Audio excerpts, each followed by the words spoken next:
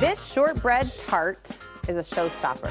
A melt-in-your-mouth crust layered with perfectly smooth pastry cream, and with the right technique and teacher, you can pull it off at home. So we're calling on baker Khara Westergard to teach us how. Great to see you, sister. Always good to be here. So you recently just returned from what sounds like a dreamy trip to Norway, and that inspired this dessert? Yes, it was so pretty there. We got to do so many things, go through the fjords, and there's so many movies that are inspired from that area. But they also bake a lot, and so I loved that, of course. You were in your element.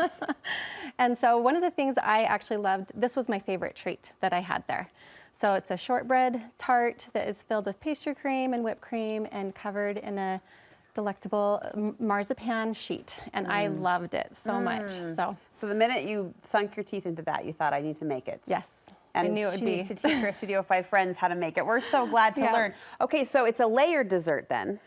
Yes, so we're gonna start with the shortbread crust. And so it's just like we're making little pies. Okay. So we're doing it in a muffin tin to make sure that they're handheld size. You can do this in a big one if you just wanna do one. Like a pie pan? Yeah. Okay. Yeah, but we're just gonna do individual portions. So one recipe is going to make about 8 of these, so you can, increase or decrease. Oh, I actually greased this one back here, so we're gonna pop that over there. Okay. Now I have a presser that I can kind of help make a cup shake with, but if you don't have one of those, then we're gonna do it with a spoon here. So we've greased it nicely. We're going to, it is kind of hard to roll it out and then get it in. This is just kind of a sticky dough. So you recommend shaping in the pan? Yep, shape it in the pan. Okay. So we're gonna press into the corners to make it less thick. We're gonna go as thin as we can go here. Most of the dough is gonna kind of shrink down as it bakes. So you don't have to worry about that bottom being too thick because it will thicken up. Okay, so I'm getting a little nervous how thin it is, but you want that. That's good. It's gonna be just fine. Okay. So then we get thin, and then you don't have to worry too much about the tops because they will be covered by the decorations that come next. But I'm a little extra, and I just like have to flatten it out. Really? I didn't know. I know. That's a compliment. Yeah, thank you. So, I mean, you can do that with a knife. You can just go ahead and like cut around the top or just pat it all down. Just going for evenness if you can. So we're gonna move on from that. Yeah. You get the idea. The second layer is the pastry cream. That one is a little thin on bottom, but fix that there with your finger. It'll work. Okay. Then to get it out of the pan, you have to wait until it cools.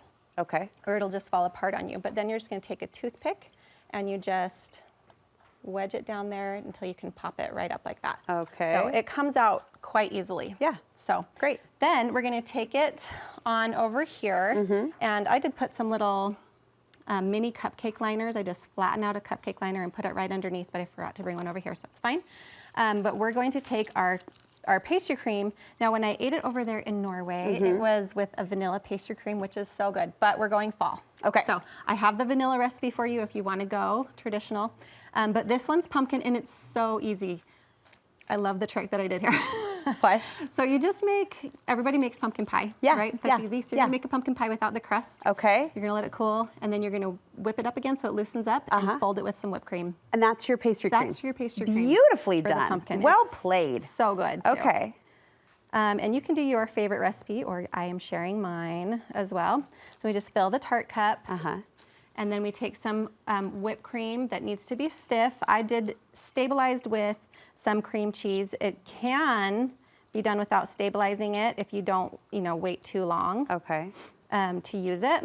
Look at that. Beautiful. Just do a nice little swirl on it. And we could stop there. We could stop there, I mean, but we're extra. That's a full dessert in itself. Yeah. And that would be beautiful, especially because I took care of my little edges, yes. right? But yes, we are gonna be extra. So marzipan is something that they love over there in Norway and in Europe, and it's like, they have to have it for Christmas.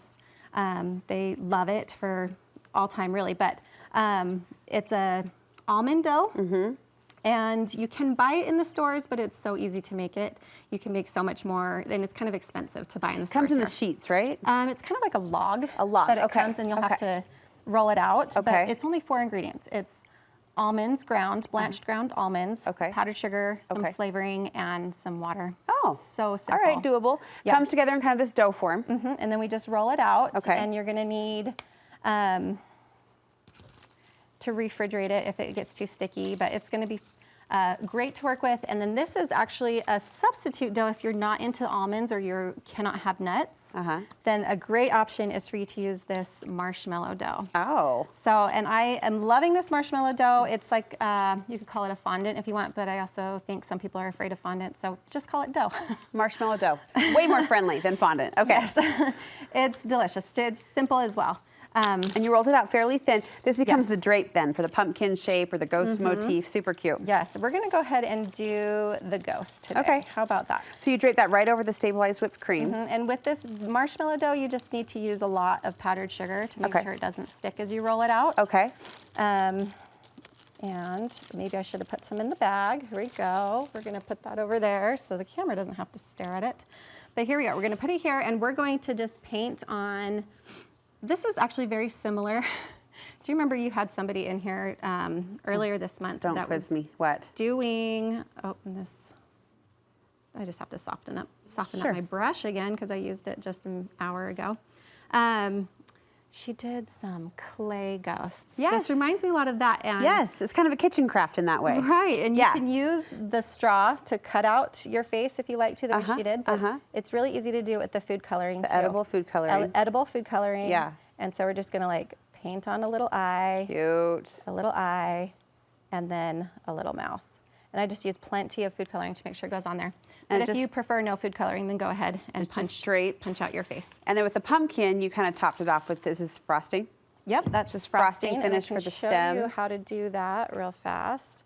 So this drapes on so easily, and I love these ghosts. You just kind of play with the pleats just a little bit. I like the 5 points. Yes. You could do 6. I did one over there that was 6. Oh, I love it. You can shape it. Let's So do this. easy, right? Let's show the pumpkin tutorial on Instagram. That will be a fun little treat, no pun intended, to see over there. And I love that this one recipe could carry you through the holiday season, right? It can, because you can do, instead of doing these, you can do it the way they did in Norway. Let's turn that ghost around, and you would just tuck in the sides, tuck in each side, and then you could just pipe a little flour on top. Cute, Khara. Or anything that goes with Thanksgiving or Christmas, or make it into a big pie. You're the best teacher, the best person to learn from. Where can we get more recipe inspiration from you? Come find me on Instagram at Balsamic Baker. All right, we'll link you over from our website. Thank you so much. Yeah. A trip, her dream trip becomes our treat inspiration.